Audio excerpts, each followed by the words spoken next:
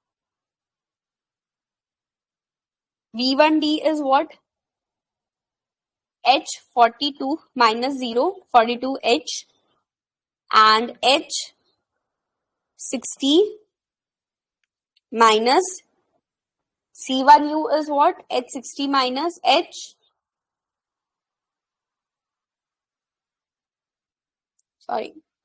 60 minus 5, and at V naught it is what?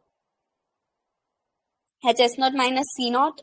Now, uh, since it follows law of arbitrage, that is a law of buying price, that is, if after up move, down move, if there's a certainty that the stock is for sure going to have an up move or for sure going to have a down move, then the law of one price would take place. So basically, the value after 1 year and the value after 1 year up move and the value after 1 year down move should be the same.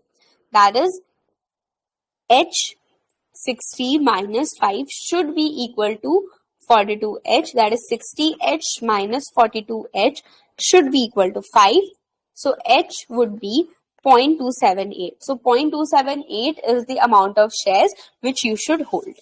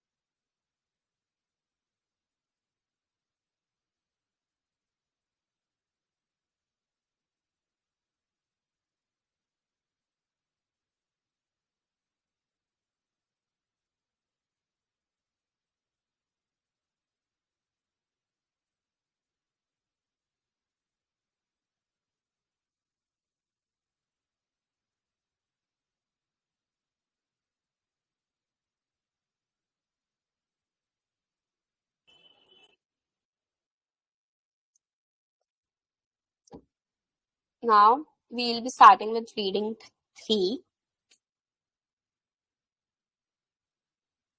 LOS 3A.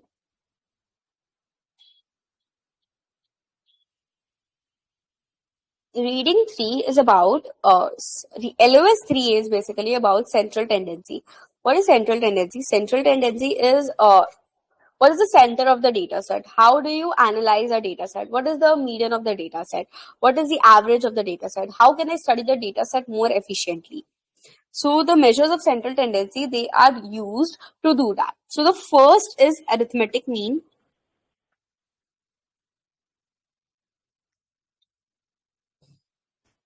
which is simply the sum of observations divided by the number of observations.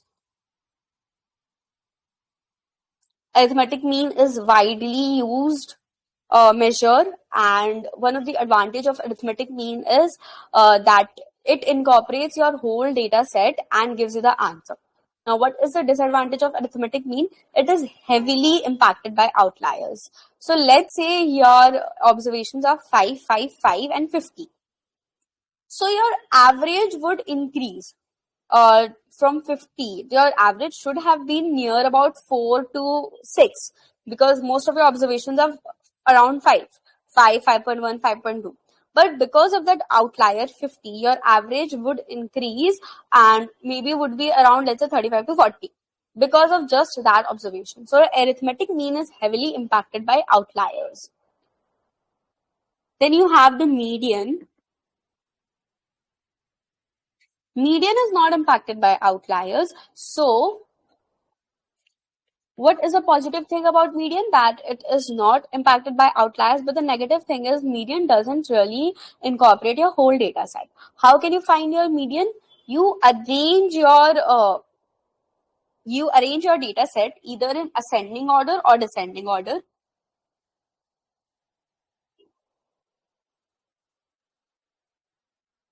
Let's say you have 3, 4, 7, 9, 11, 3, 4, 7, 9, 30.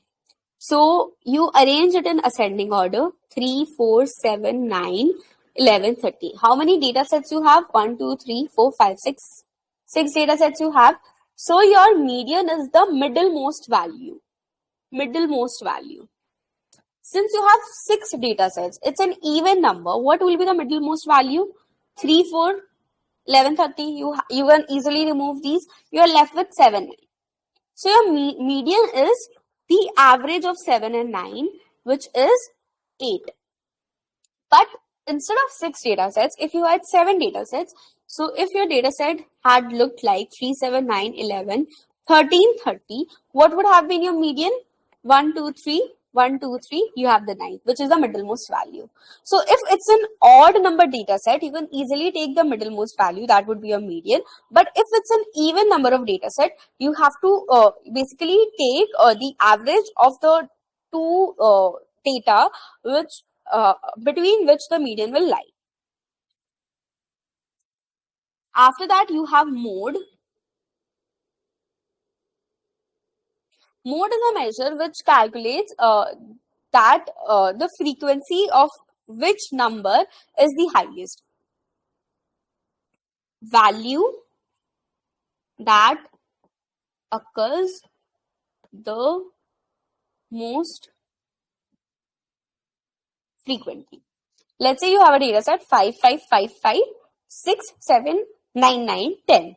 So here 5 is your mode because 5 has occurred for the most time. You can have a data set where you have 0 mode, that is all the data have occurred for the same number of time, 5, 6, 7, 8, 9, 10. So 0 mode, there's no data set which is have occurred the most frequently. You can have bimodal data sets, that is 5, 5, 6, 6, 7, 8, 9. So you have 2 modes here. Then you can have a data set which has 3 modes. So can a mode be unique? No, it does. It isn't possible that a mode is unique. But are mean and median values unique? Yes, there will be always one mean value, one arithmetic mean value for a data set and one median value for a data set. But modes are not unique. Now, how do you deal with outliers? One method which we studied was that you incorporate, that you use median, but median doesn't incorporate the whole data set. It doesn't use the whole data set. So in order to deal with outliers, we have 2 types of mean. One is winsorized mean. The other is trimmed mean. In trimmed mean, what happens is, let's say you have a data like 50, 5, oh no, minus 55, 5, 5, 10, 11, 15, 50. Okay, you may be asked,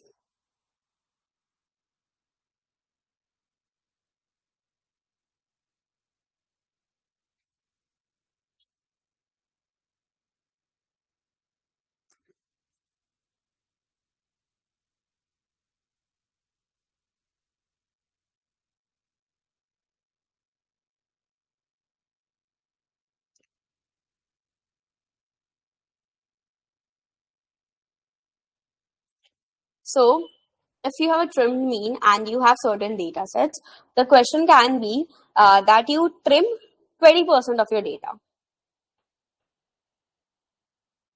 Whatever data set you have, you trim 20% of that. So what you would do? You would trim 10% from one side, 10% from one side. So the example here is a little vague. So if you have, let's say, 10 data points and you are asked to remove 20% from that data, so 10% of 10 you will remove from one side. That is the lowest values, whatever values will come. You remove 10% of 10 is basically what? 10% of 10 is basically what? 1. So you have 10 data sets and let's say your outliers were minus 50 to 50. and you were asked to have a trimmed mean where you remove 20% of the data set. So if it is asked to remove 20% of the data set, you have to remove 10% from one side, 10% from the other side. So 10% of the lowest values would mean that you remove one value. So you'll be removing your minus 50, and 10% of the highest value would mean you are removing your highest values. One highest value, you would be removing your 50. So you'll be removing two values. You are left with 8 values. So you just simply calculate arithmetic mean for your 8 values. Now the question here is whether my n will be 10 or 8. Your 10 will be 8. Whatever amount of values you are left with after trimming your data set, you will calculate your mean on that values only. So your trimmed mean, you will be given with a certain percentage that trim your data set by 20% or 10% or by 5%, then calculate trimmed mean. So if by 5% they ask you to do, so you remove 2.5% lowest, 2.5% highest, and then calculate your trimmed mean. Now, what is winsorized mean? Winsorized mean is minus 50. Let's say you have again 10 data sets, minus 50, 5, 5, 5, 6, 7.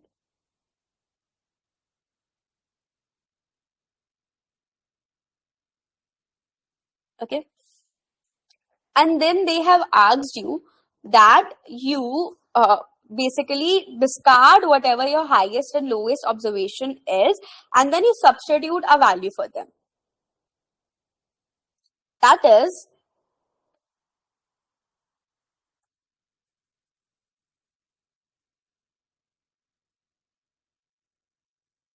the question may give you that you use the 5th and the 95th percentile. Whatever is the 5th and the 95th percentile of your data set, you discard whatever values are there after that, and you replace those values. So here, if I'm asked, what I'll do, I'll replace minus 50 with 5, and I'll replace 50 with 12. And I'll continue to do my calculations.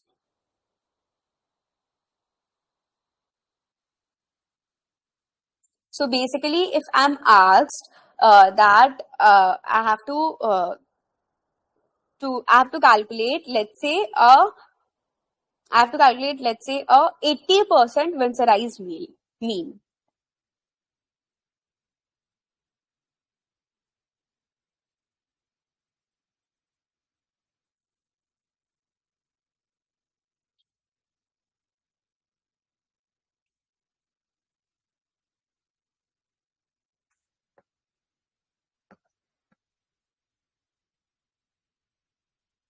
Okay. So let's say I have to calculate 80% winsorized mean. So what would happen? I need 80% here. So I need to remove 10% from here, which is my minus 50. And I need to remove my 90th percentile as well. I need to see what my 90th percentile value is. I need to see what my 10th percentile value is. 10th percentile value is 5th. And my 90th percentile value, which is 12. So I'll replace both these values by 5 and 12, and then I'll calculate my winsorized mean. Here my n will remain 10. Here my n has changed to 8. So if I'm asked to calculate 80% winsorized mean, it will be 8, 10 and 90. If I'm asked to calculate 90% winsorized mean, it will be 5 and 95. So basically, 90% in 90% winsorized mean, you are left with 5 and 5. Like in 20%, we divided 10 and 10.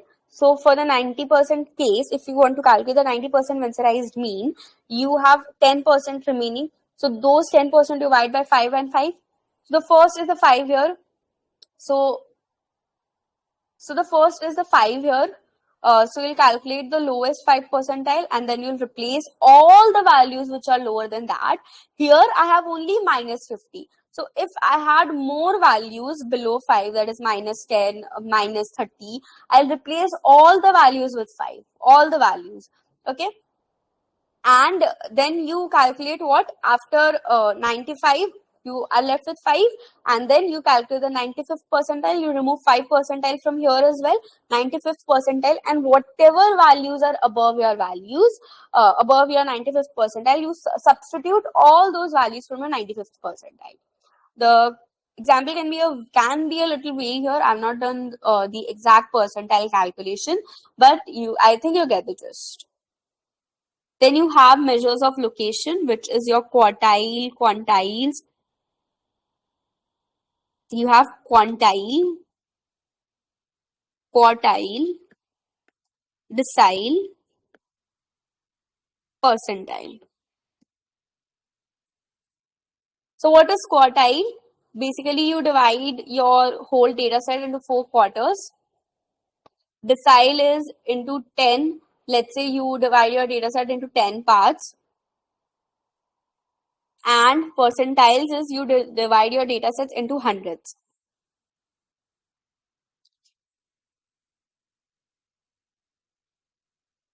Let's come to LOS 3B.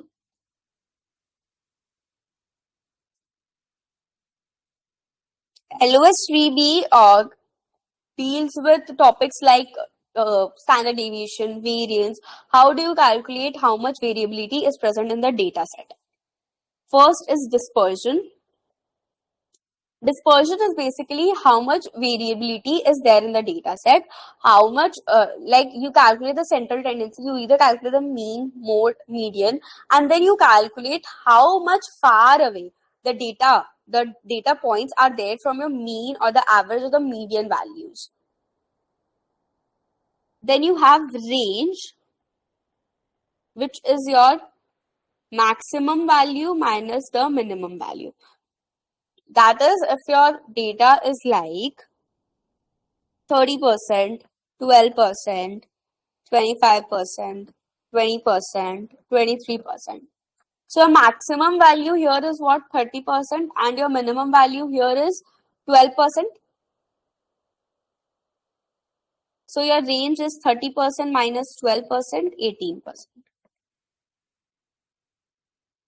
Okay, you have range. Then you have mean absolute deviation. What is mean absolute deviation? You calculate your mean first. Mean absolute deviation. From the term first it comes mean. You calculate mean. So for the data set, you will be calculating mean. Then comes the word absolute. So you have to take absolute of something. Absolute of what? Absolute of deviations. What are deviations? Deviations is how far your data points are from your mean. So how the formula becomes? Xi is your data points minus x bar. You are calculating the deviations. So deviations. Then you have to take absolute. How far your data points are from your mean. You take the absolute of that, and again you take the mean of that. Mean of absolute deviations. Mean of absolute deviations. How far your data points are from the mean, that is your deviation. You take absolute of that, and then you calculate the mean for it. Mean of absolute deviations.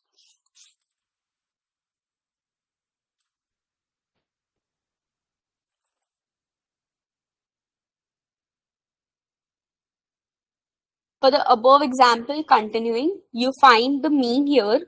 Your x bar would be what? 30% plus 12% plus 25% plus 20% plus 20% divided by 5. It would be 22%.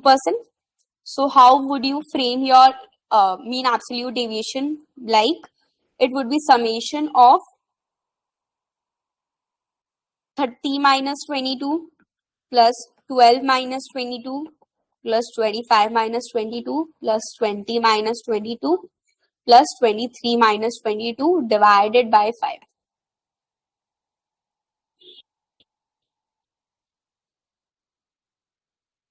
Then you calculate, after mean absolute deviation, we have a measure known as sample variance. It is very much similar to the mean absolute deviation. In mean absolute deviation, what we had done, xi minus x bar, and you took the deviation for that. Here what you are doing xi minus x bar, but you are taking whole square of that. Again, you have summation. Now there you had n, but here we would have n minus 1. Why? Because we would want what? We want our sample variance to be an unbiased estimator of the population variance. If you know that if you divide something by a lower value, like if you divide something by 4 or if you divide something by 5, which would be greater? If you have 20 by 4 or if you have 25 by 5. 20 by 4 is what? 5. 20 by 5 is what? 4. 5 is greater than 4. So whenever the numerator is less, the denominator is less, you get greater value, greater answer. So you want your sample variance to be an unbiased estimator of the population variance. Now, if you look at a broader perspective, population variance is supposed to be somewhat greater than sample variance, because sample variance, first, it doesn't have that much amount of data sets which the population variance has. So it automatically somewhere is reducing the variance which should have been in reality.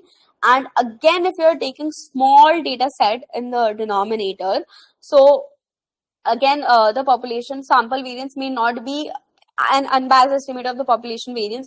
So in order to be that the sample variance is an unbiased estimate of the population variance, in the denominator we take by n minus 1.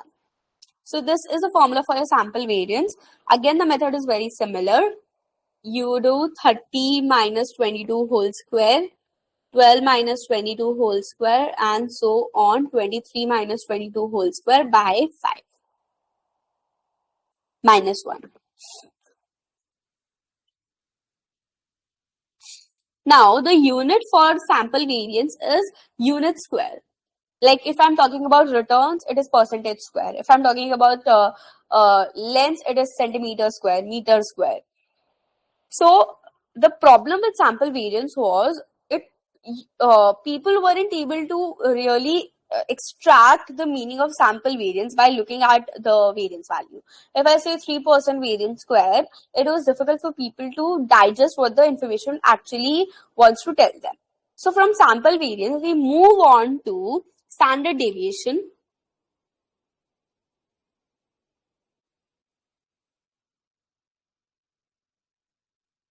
which is nothing but the root of sample variance. That is root over xi minus x bar whole square by n minus 1.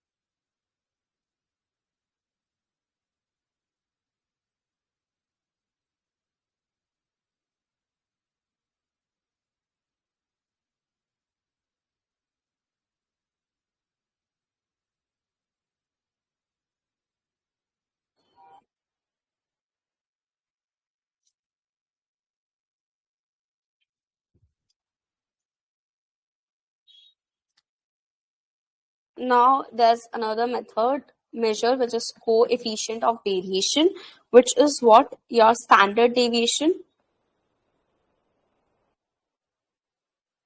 divided by your average value. Basically sigma of x by x bar. This is coefficient of variation.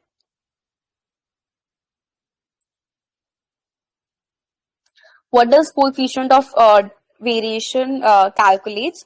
That how much variance, how much deviations is there in your data set relative to the average or the mean of the data set. So you can compare 2-3 data sets, and whichever data set has lower covariance, that is lower amount of standard deviation relative to some average value, that data set is variable. So lower CV, the better.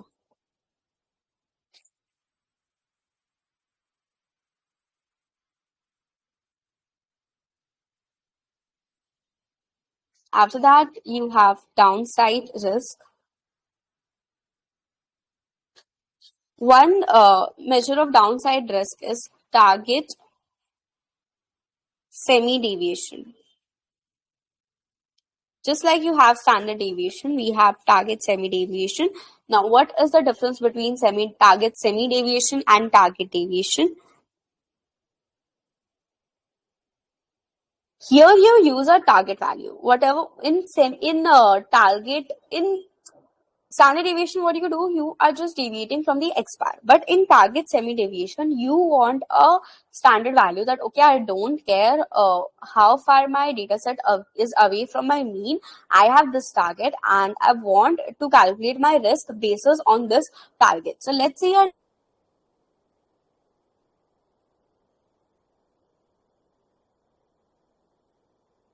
b whole square, you take all the xi's which are less than b, because you only want to target the downside risk. The downside risk that what is the risk that my values will be below my target. Xi for n divided by n minus 1 root over. Now, why was this target semi-deviation really, important? Because what the standard deviation is doing, standard deviation is taking xi minus x bar whole square for all the xi's. Now, even if it was x bar here, let's say the question, the formula was framed as your target was xi minus x bar, all xi which is less than x bar by n.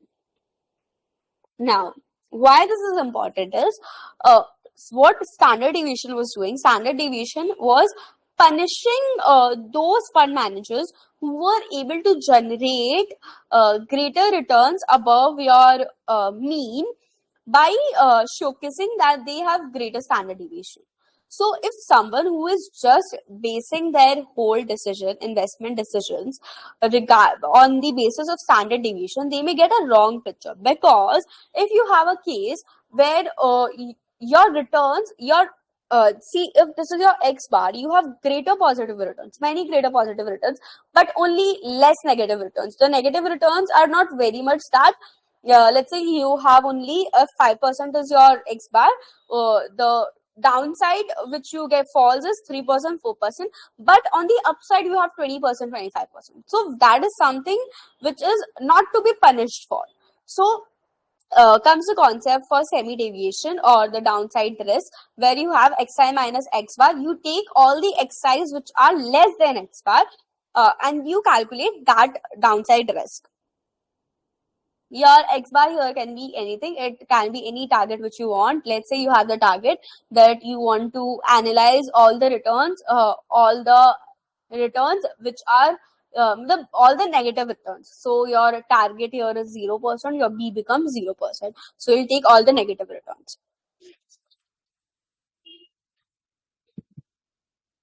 Then comes skewness.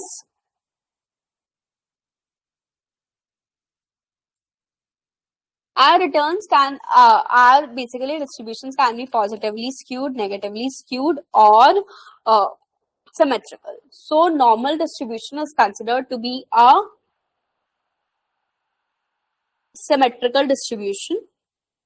What happens in symmetrical distribution? Your mean is equal to mode is equal to median.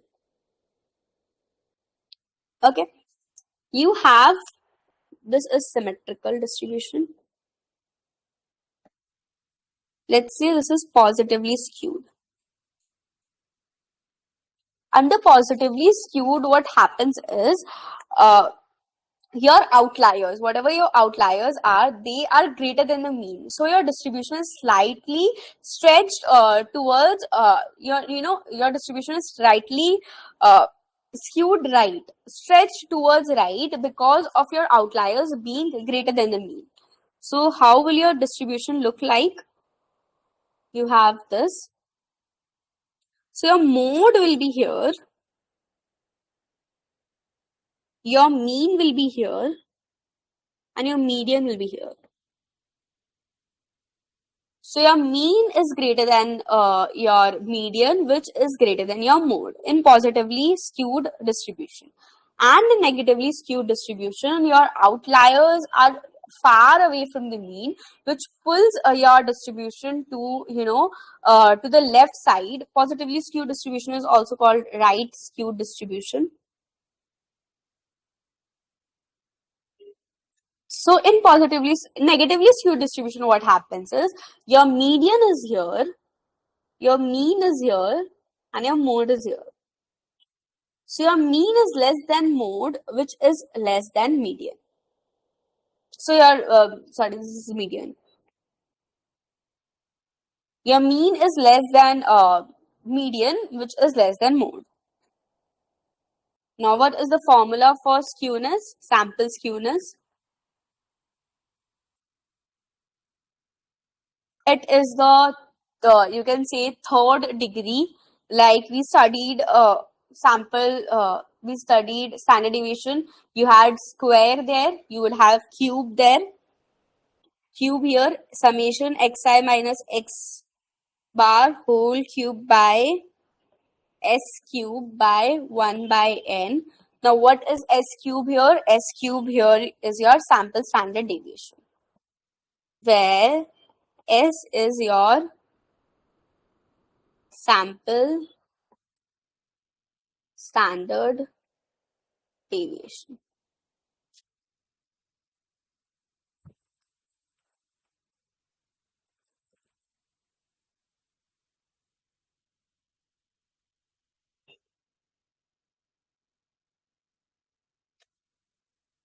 Now, kurtosis. Kurtosis measures how much your distribution is more peaked or less peaked than a normal distribution. Let's say this is your normal distribution. You have leptokurtic, which is more peaked than your normal distribution. So leptokurtic will be somewhat like this. It is more peaked than your normal distribution. This is your leptokurtic distribution. Okay, I'll use different colors. This is your normal distribution.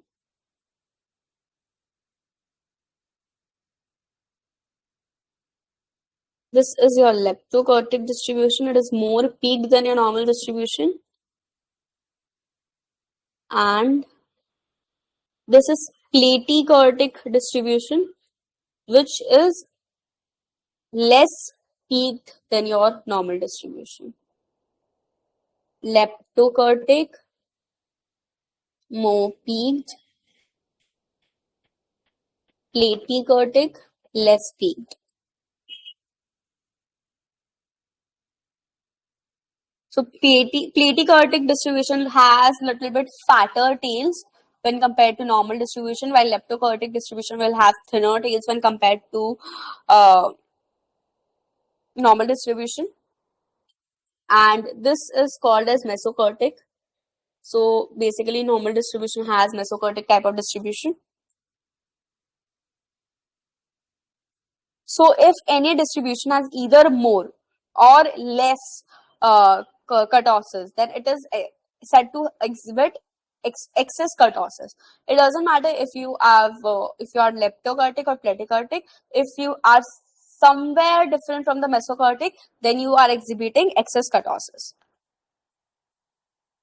Now, the formula for kurtosis is summation xi minus x bar to the whole power 4, s to the power 4, 1 by n, where s is sample standard deviation.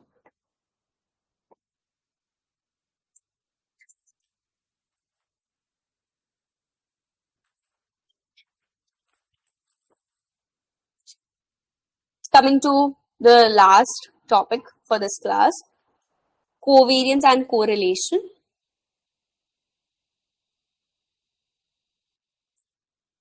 So if you have two variables and you want to analyze how these variables move together, let's see if variable A increases, whether variable B will increase or decrease. If you want to analyze these, their covariance and correlation comes, they help. The formula for sample covariance is what? Summation I runs from 1 to n, xi minus x bar yi minus y bar by n minus 1, again n minus 1, so that it is an unbiased estimator of population covariance. Now, if you see, this is somewhere again similar to what we had done for standard variance. Xi minus x bar whole square by n minus 1, you took summation there. Instead of square there, you have two variables. So, you have taken xi minus x bar, yi minus y bar. So, again, this will have units as squared. Now, the covariance, just like variance, is again difficult to interpret. So, interpretation purpose, from covariance we come to correlation.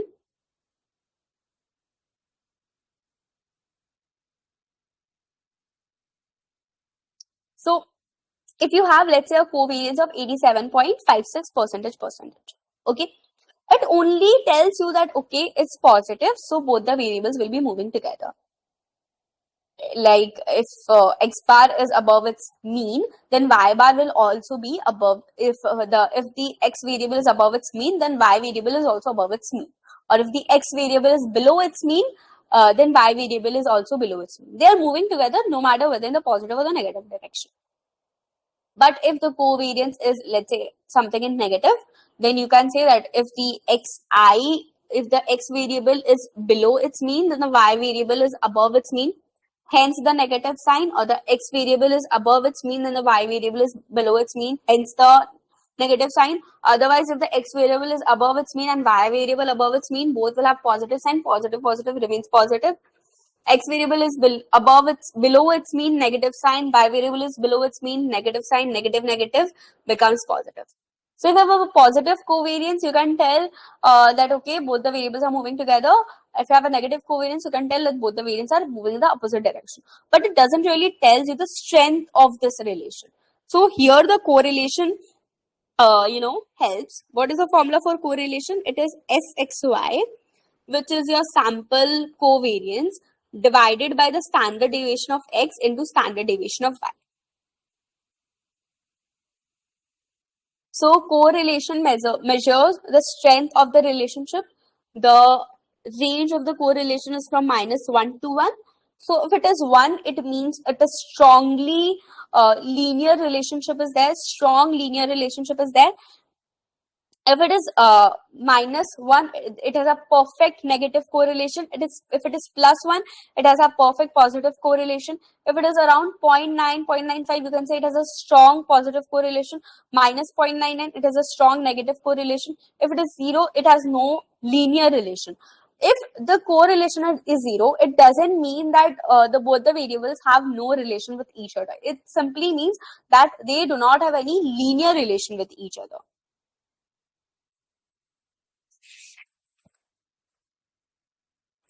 Now, spurious correlation can be that two variables are showing that they have correlation with each other, but this is not really because that if A variable is moving, B variable is also moving. That is not really the case. It may be that both the variables are dependent on some quantity, let's say inflation, and because of that dependency, that correlation is coming up. So that is called as spurious correlation. So this is it for today's class.